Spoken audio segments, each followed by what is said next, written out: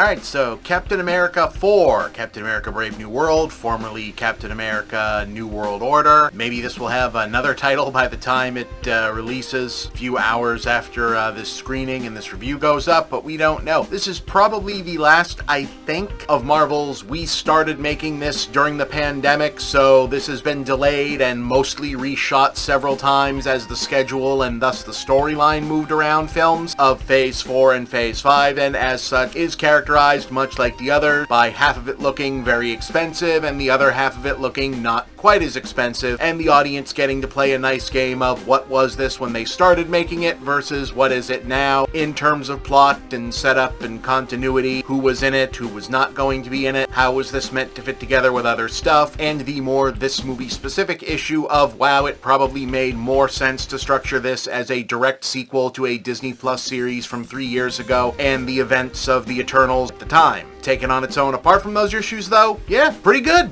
Like, not to bury the lead, but this is pretty much Marvel back in almost Phase 2 mode. Little gritty, little scrappy, rough around the edges, but a solid Captain America franchise conspiracy movie where they're kind of doing a Tom Clancy run around, you know, do some spy stuff, do some army stuff, solve the mystery, that kind of business, but also in a world where there are Hulks and superheroes and guys with big brains. Keep things moving nice and fast. This one comes in under 2 hours, and if it moves fast enough, the audience won't think too hard about why they're not just calling one of the wizards or the gods that might solve one of these problems instead of having to hack the mainframes or drive from place to place to solve this mystery like you're on NCIS or something. Which again, I'm kidding around, but in the watching, this is very solid. If you like Falcon and the Winter Soldier, this is more or less a continuation of that business. And if you like the other Captain America movies, I would call this one about on par with Civil War. It's not as big as Civil War because it doesn't turn into Avengers 2.5 about halfway through, but it's about solid on the par with that.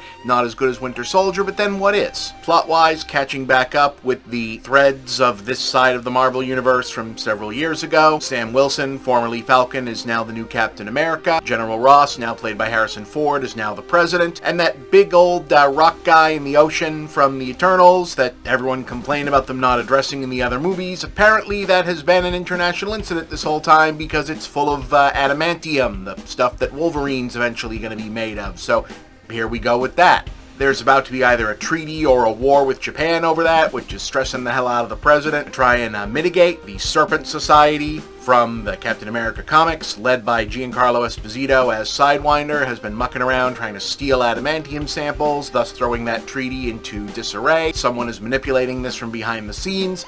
It would be a big reveal as to say who, but Marvel already gave this away when they announced the movie because they like to do that. Again, I'm being flip about it because these are silly movies, and I enjoy the fact that these are silly movies in this vein that takes itself very seriously. This is what I dig about the Captain America franchise in the comics and in these movies, is that they're doing this Tom Clancy stuff and taking it dead seriously about we've got to sneak into the military building, do the espionage, hack the mainframe, but then it eventually goes back to we've got to do this because there's a giant made of space metal in the ocean and the president's going to turn into a Hulk and there's a guy with a big old brain sticking out of his head, and that's the stuff.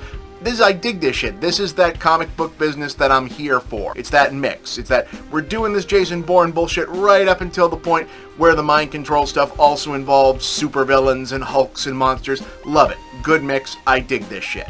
This is what I'm here for. And who knows what this was before the reshoots and the delays and all of that business. Someday, all of this will come out as to exactly what the pandemic and everything else blowing up the Marvel plans for Phase 4, Phase 5 will come out. In this case, it might have given them a tighter, quicker, leaner movie than they might otherwise have had, because this one really does move. It goes from one thing to the other. We are constantly on to, okay, here's a hacking scene, here's a breaking in scene, here's a chase scene. I don't know when exactly they added Giancarlo Esposito's character to this movie, but he basically just shows up with very little explanation and just says, okay, dude, show up, shoot some guns, throw some knives around, kick some ass, and just be the coolest guy in the movie at all times.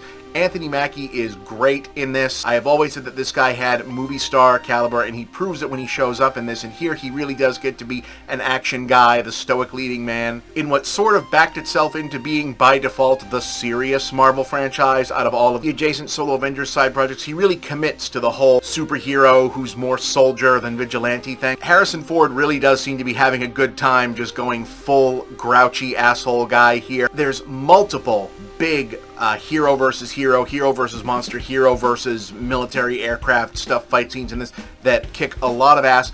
I have a feeling that the reviews on this are otherwise going to be pretty harsh. I think a lot of people will be expecting a bigger thing from this. Whether by intent or not, it feels like a back to basics Marvel movie. A lot of times people get lost in why aren't these movies just wall-to-wall references and cameos, and why isn't every line of dialogue a setup for a dozen other movies, and why isn't it all Easter eggs, and why isn't it all a million plot things. They've done a few movies that were like that, and they tend to be the ones that people also complain about the most. Now, this one really feels more like Captain America 2: The Winter Soldier, in that, yes, it ties into the other movies, there's references, there's business, but it's mostly a whodunit mystery tied into a few loose ends from other movies that come back around, and then a brief tease in the post-credits for other stuff that we know is all leading back to the other things going forward. And at this point, after audiences have very clearly told Marvel that they just don't find the multiverse that interesting,